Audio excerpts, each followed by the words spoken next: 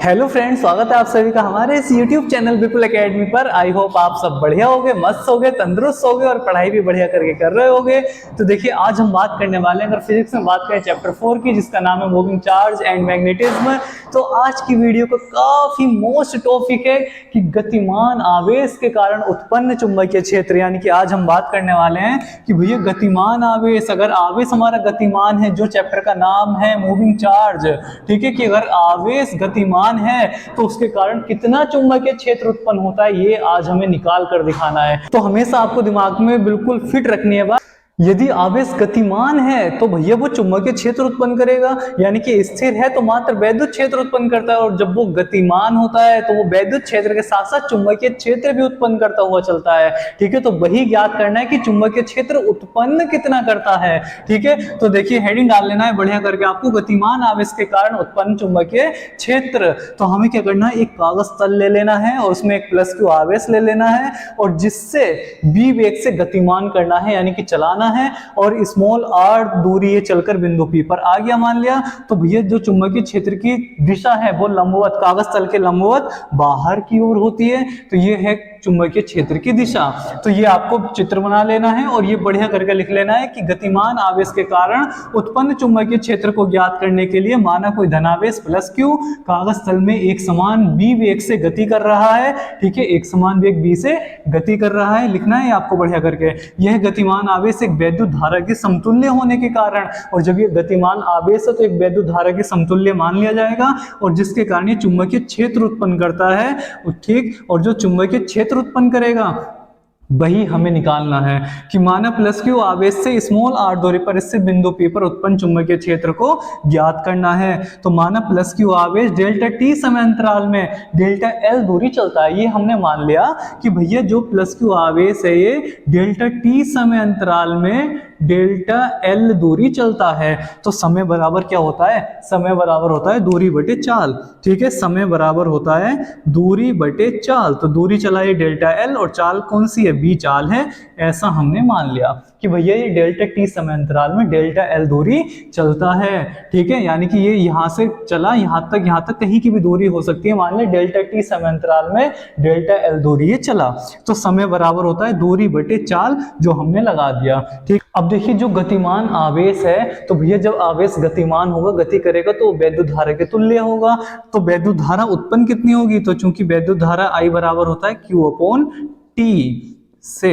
ठीक है, I equal to Q upon T होता है, तो यहाँ से I इक्वल टू क्यू अपनी जगह ऐसे कैसे रहा, और डेल्टा टी का मान ये रहा समीकरण नंबर 1 से, डेल्टा एल अपॉन वी। तो यहाँ से कितना आ गया, ये आ गया Q V upon delta L, समीकरण नंबर बन गई 2। यानी कि वैद्युत धारा का मान हमारा आ गया Q V upon delta L.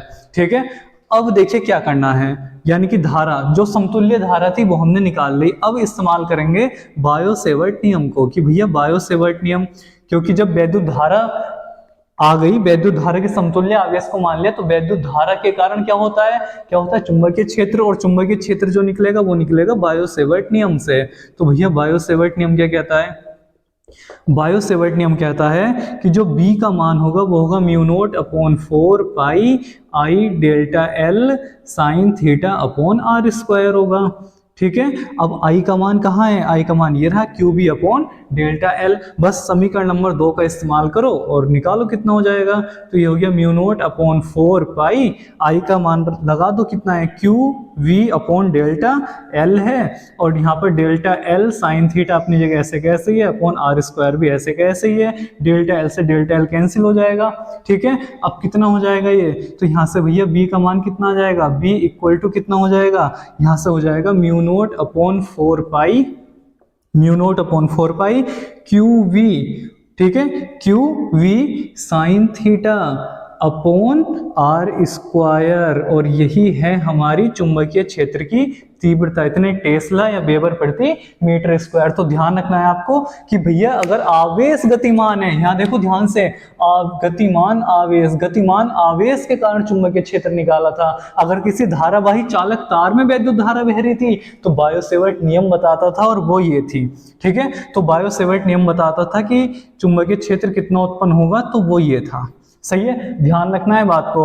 अगर धारा के कारण पूछा जाए कि गतिमान धारा की कोई धारावाही चालक तार है, उसके कारण चुंबकीय क्षेत्र बताइए, तो भैया बायो-सेवर्ट नियम में बताया गया है कितना होता है, mu naught upon 4 pi I delta L sine theta upon R square. अगर कहे गतिमान आवेश के कारण, कि जब आवेश गतिमान है तो वो वैद्युत क्षेत्र के साथ साथ चुंबकीय क्षेत्र जो बना रहा है, तो चुंबकीय क्षेत्र कितना बना रहा है, तो वो भैया इतना बना रहा है, कितना, mu naught upon 4 pi Q B sine theta upon R square बना रहा है।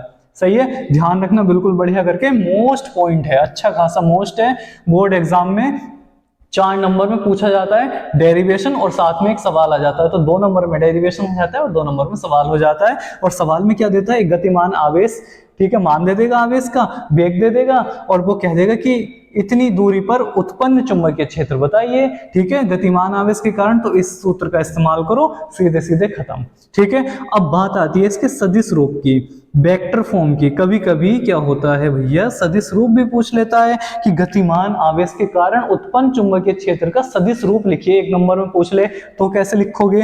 तो अब देखो ध्यान से, जो आवेश है वो सदिश राशि तो है नहीं हमारा, ठीक है, तो कैसे करोगे, तो भैया इसे क्या लिखा जाएगा, म्यू नोट अपॉन 4 पाई, ठीक है, क्यू बाहर आ जाएगा और अंदर क्या बचा, अंदर क्या बचा, अंदर आ जाएगा हमारा B vector cross R vector, ठीक है, अपॉन आर की घात 3 कर लो। ठीक है, अब भाई ये क्या चीज है, ये क्या चीज है, ये है इसका वेक्टर रूप, सदिश रूप, वेक्टर फॉर्म।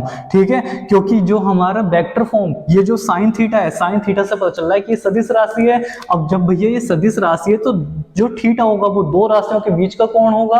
अब वो राशियां कौन कौन सी होंगी, तो क्यू तो हमारी अदिश राशि है, तो क्यू और बी के बीच का कोण तो है नहीं, तो हम क्या करेंगे, आर से गुणा, आर से भाग करेंगे। तो आर से जब गुणा होगी तो एक आर ऊपर आ जाएगा, एक नीचे होगी गुणा, तो आर की घात 3 बन जाएगी। ठीक है, तो इसे हम इस तरह से लिख लेंगे और ये भैया बन गया इसका सदिश रूप वेक्टर फॉर्म। और ये आपको ध्यान रखना है, इतने वेबर प्रति मीटर स्क्वायर लिख लो, वेबर प्रति मीटर स्क्वायर या फिर टेस्ला लिख लो, बात एक ही है, काम खत्म। ठीक है, बिल्कुल बढ़िया करके नोट कर लेना है। और जितने भी वेक्टर फॉर्म हैं, जितनी भी वेक्टर फॉर्म है आपको ध्यान रखनी है, वेक्टर फॉर्म हमेशा, जो हमारी वेक्टर फॉर्म है अगर उनमें वेग सेकंड वी आ रहा है तो बिल्कुल दिमाग में बढ़िया करके ध्यान रखना। मैं यही बताता हूं बार बार कि अगर चूल्हे वाली वी है तो वेक्टर रूप में, सदिश रूप में, वेक्टर फॉर्म में हमेशा चूल्हा ही पहले जलाना है, आपको दिमाग में बिल्कुल बढ़िया करके फिट रखना है इस बात को। तो देखो चूल्हे वाली वी पहले आ गई, आर बाद में आया और ये बन गया इसका